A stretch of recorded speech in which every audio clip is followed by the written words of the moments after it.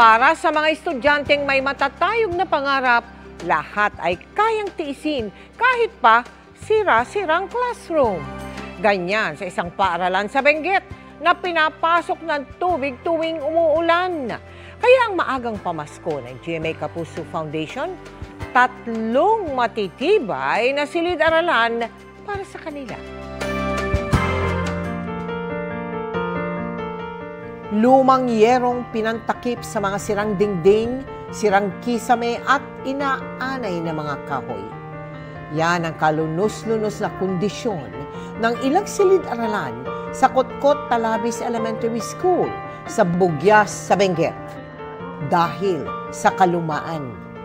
Kaya ang anak raw ni Flor de Lisa, minsan hirap marinig ang guro pag umuulan. Kung ganun na malakas yung ulan, may tumutunog sa bubong kasi sa luma siguro. Kung minsan yung bintana pumapasok yung ulan. At para hindi na mahirapan ang mga mag-aaral, ang GMA Kapuso Foundation magpapatayo ng 3 Kapuso classroom na may mga comfort room sa Kotkot Talabis Elementary School.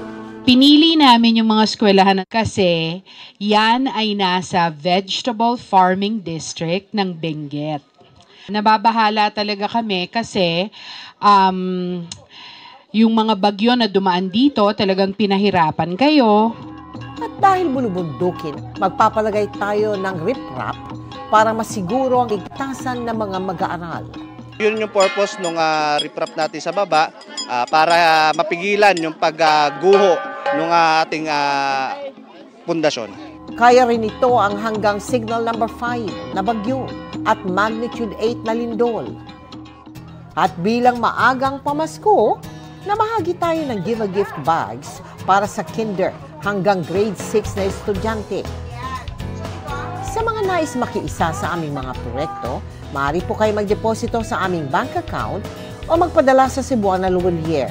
Pwede ring online via GCash, Shopee, Lazada at Globe Rewards.